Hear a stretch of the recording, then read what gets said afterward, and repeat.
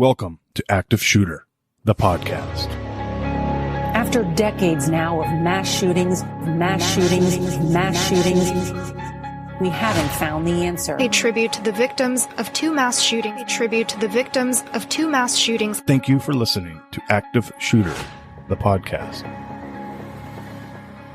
You are listening to Active Shooter, a podcast that may contain adult themes, explicit language, and graphic depictions of violence. Portions of this show may be traumatic for those under 18.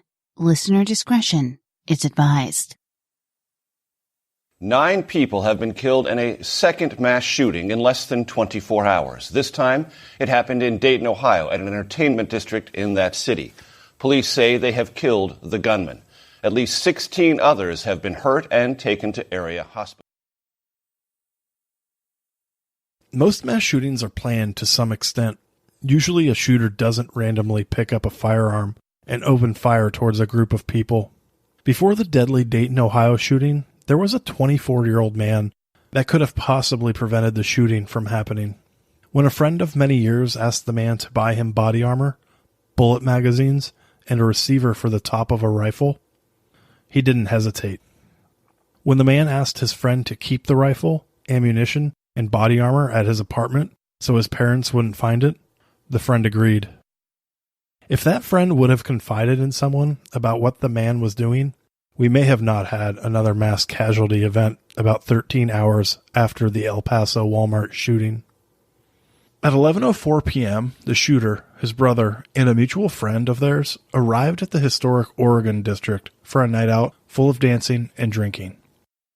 Surveillance video shows the trio entering Ned Pepper's bar at 12:14 a.m. The bar was packed with people, so much so that it was nearly impossible to even walk around inside the bar due to the amount of people inside. About 30 minutes after arriving at Ned Pepper's, the shooter decided to leave the bar alone. At 12:42 a.m., he was seen leaving the bar and headed towards his Toyota Corolla parked in a nearby parking lot. For about 8 minutes, the shooter was at his vehicle. Surveillance video shows him moving around his car, opening and closing doors, opening the trunk, then shutting it.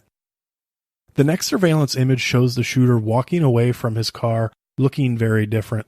In the earlier footage, he was shown wearing a white t-shirt with a very distinct pattern on it, making it easier for investigators to find him in the crowds on the surveillance videos. Almost 2 hours after arriving to the downtown area, the shooter was now wearing a black hooded sweatshirt and what appeared to be the same pants he was wearing earlier, and he was carrying a backpack on his back. While watching the surveillance video, the viewer is able to tell that the backpack is weighted down with something. However, they can't tell exactly what the contents were. While the shooter was changing his clothes and gathering his backpack, he continued to send text messages back and forth with his brother, even talking on the phone at one point, discussing what their plans were for the rest of the night. The bar was just too busy, and the shooter's brother decided he and their friend were going to go to the nearby taco stand to get something to eat. As the shooter was making his way back to the Oregon district, he had stopped for about 8 minutes behind the Newcomb's bar and loaded his weapon. Investigators later found an unspent shell casing behind the bar. Dressed all in black, wearing a mask that was covering the bottom half of his face, tactical gear, and ear protection, the shooter made his way towards Ned Pepper's and almost immediately opened fire toward the taco stand. The following clip contains the sound of gunshots and may be triggering for some people. If you are not comfortable hearing this audio, please skip forward 15 seconds.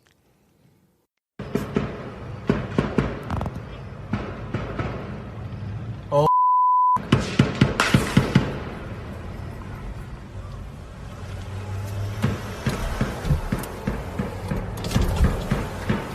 dude, what the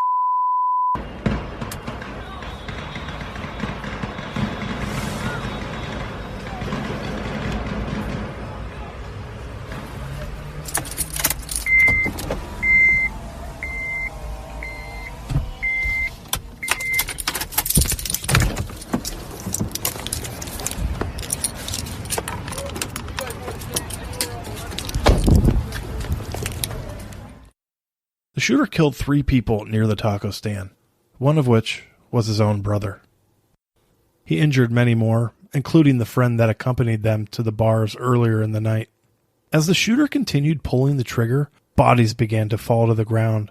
Some people ran for their lives, some froze with fear, and others fled to the nearby restaurants and nightclubs for cover.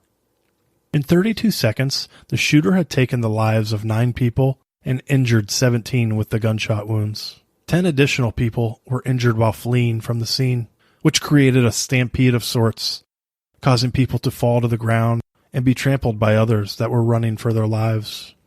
As the shooter was running into the Ned Pepper's bar, which was filled with thousands of people scared for their lives, nearby officers engaged in gunfire with the shooter, killing him before he was able to enter the bar. Due to the massive party scene at the Oregon District, there was already heavy police presence in the area. 5 officers and a sergeant ran towards the shooter, not hesitating for even a second. There's no knowing how many lives the officers saved that night. If the shooter would have made it inside the packed bar, it is believed that many, many more lives would have been lost. Just after 1 a.m., a total of 9 people were killed, 5 males and 4 females. 6 of the deceased victims were African American and 3 were Caucasian. Their ages ranged from 22 years to 57 years old. In the 1830s in Ohio, the Oregon District was erected. A 12-square block area known for its beautiful Victorian architecture and brick streets, and it was home to many restaurants, nightclubs, bars, and stores. According to the Oregon District's Facebook page, quote, "They are Dayton's oldest neighborhood, dating back to the 19th century. Its creative inhabitants are passionate and preserving the entrepreneurial spirit of their district. Nearly all the business in the Oregon District are locally owned and operated," end quote. The district holds different festivals and fundraising events all year long. One of the most well-known events that they host is a Derby Day celebration and the running of the Wieners race. This is a dachshund or wiener dog race where there are prizes to win and fun to be had. There was also a parade featuring dogs of all breeds dressed in different costumes. After the festivities were over, the district encouraged people to go to the local establishments and enjoy drinks and dinner while watching the Kentucky Derby horse race. Each and every one of the Dayton shooting victims had their own story to tell. Each of their stories was tragically cut short without a happy ending. Jordan Kofer was the shooter's 22-year-old brother. He worked as a tour guide for a local visitor center and was about to start his senior year at Wright State University. He was a part of the Department of Biological Sciences in Dayton. To say that Jordan was full of life would be an understatement. He lived life to the absolute fullest, and he was very positive and passionate about everything he did. Jordan was one of the first people killed that fateful night by the taco stand. Lois Oglesby was a 27-year-old mother who had just recently given birth to her youngest child, and she also had an older child.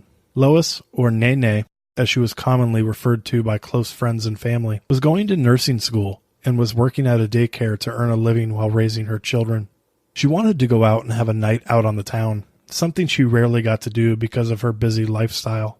The shooter would shoot Lois in the head, killing her, but not before she FaceTimed her children's father, telling him that she was just shot in the head and she needed to go get her kids. The children's father would comment that Lois was letting him know that she loved him and to take care of the kids. Lois died from a gunshot wound to the head.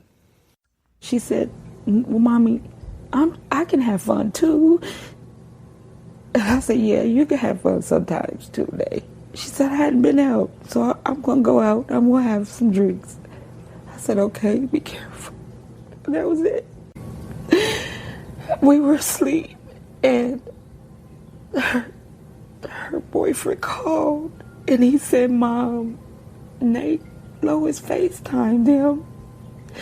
She said she was grazed by a bullet, and she said, "Babe, come and get me." He said, "No, you need to go to the hospital." She said, "No, I need to get to my kids." And then that was it. My daughter was beautiful inside and out.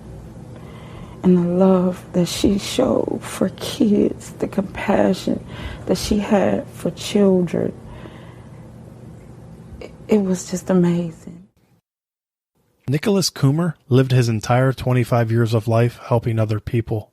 especially those that were sick with cancer. He was a Pennsylvania University graduate student in the Master of Cancer Care program. He was an intern at the Maple Tree Cancer Alliance in Dayton, Ohio. He and 2 other employees at the Cancer Alliance decided to go out and have a good time before starting their work week the following Monday morning.